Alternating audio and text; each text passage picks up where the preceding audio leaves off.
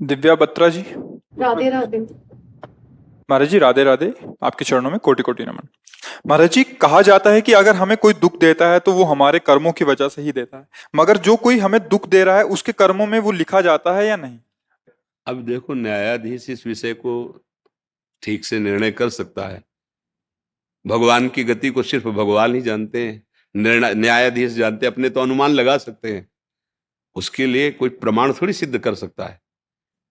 अब वो प्रेरित हुआ, अभी बिल्कुल ठीक चला रहा था, एकदम प्रेरित हुआ कर्म से, और उसकी दृष्टि आप पे पड़ी, और माइंड एकदम खत्म, कंट्रोल खत्म, अब काल के वशीभूत हो गया, और वो आपके साथ व्यवहार कर बैठा। हाँ, उसे सच्चाई से ना पहले संकल्प था और ना बाद में उसको कोई कि मुझे ऐसा, वो एक कर्म का आवेश आया, उसे करा, ये तो हुआ उसके पूर्व का कर्म।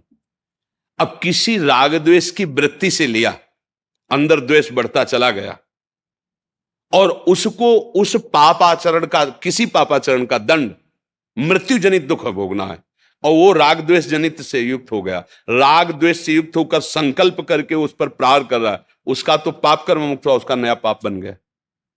अचानक कोई घटना घट जाती है, हम बिल्कुल नहीं चाहते हैं, वो होता है उसका कर्म, उसके कर्म का फल। कोई हमारा सोच नहीं, कोई संकल्प नहीं, जो संकल्प करके तो उसमें उसको दंड मिलेगा और उसके पाप का समन हो जाएगा। अगर हमारा पाप नहीं कि हमें यहां से ऐसे तनिक भी, तो चाहे जितना आप संकल्प कर लो, यहां खरोच नहीं कर सकते।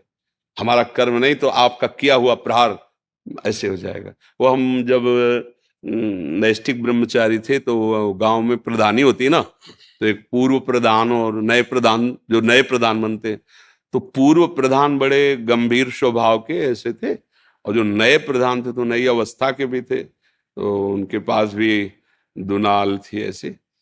तो अचानक दोनों का आमना सामना ऐसे रोड में हो गया, वो उधर से आ रहे थे, उधर से जा रहे थे, तो उनके पास राइफल रहती थी, जो पूर्व प्रधान थे, और वो जीप से चलते थे, वो मोटरसाइकिल से चलते थे।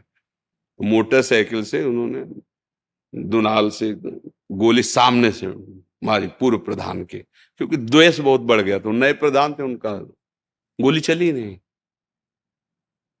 फिर उन्होंने दोबारा जेल भरी, तेले को जीप से उतर के गए, वो कहने लगे, देखो प्रधान जी, तुम्हारी दुनाल है, हमारी राइफल, हमें पता है मिक्स होगी नहीं, पर हम कुछ नहीं करेंगे, आप आराम से, प्रधान द्वेष मत माने, आप लड़ाई झगड़ा आप जाओ।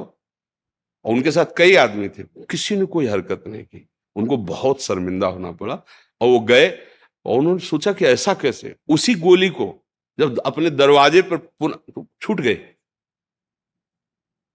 उनका द्वेष था, वो मार सकते थे, मारने का प्रयास किया, लेकिन वहां गोली नहीं चली, और वहां दरवाजे पे वही चल गई। क्या है, नहीं था खरोच लगने का, नहीं हुआ। तो इसलिए वैसे पूर्ण निर्णय करना, जैसे भीष्म जी से पूछा जाता तो यही कहते थे कि धर्मराज युधिष्ठिर धर्म के सूक्ष्म रूप को जानते हैं, धर्म की सूक्ष्म गति को समझना बड़ा कठिन है। अब कब कहां कैसा क्या सहयोग होता है तो न्यायाधीश जाने। बकाया इतना है, अगर हमारा कर्म गंदा नहीं है तो लोग लाखों हमसे द्वेष करें, हमारा बाल बांका भी नहीं कर सकते, और हमें अगर दंड भोगना है तो फिर वो कहीं ना कहीं अपना रूप रख करके आएगा और मुझे दंड देगा। अब उसका क्या विधान बनता है, वो संकल्प है या द्वेष है या पूर्व प्रेरित है, वो अंदर की बात तो भगवान ही जानते हैं ना, अपने तो बाहरी चेष्टा देखते हैं। इसे सही निर्णय तो न्यायाधीश भगवान ही जानते हैं। इसीलिए वशिष्ठ जी महाराज जैसे परम ज्ञानी, सुनो भरत भावी प्रबल, बिलख कहो मुनिनाथ, हान लाभ जीवन मरण जस अपजस विधि। वशिष्ठ जैसे ज्ञानी कह रहे, अपने लोग तो उनकी चरण धूली है, ऐसे महाज्ञानी जिनको भगवान के गुरु पद में बैठने का सौभाग्य मिला, श्री राम जी के गुरु वशिष्ठ जी, वो कह रहे हैं, सुनो भरत भावी प्रबल, बिलख कहो मुनिनाथ, हानि लाभ जीवन मरण जस अपजस।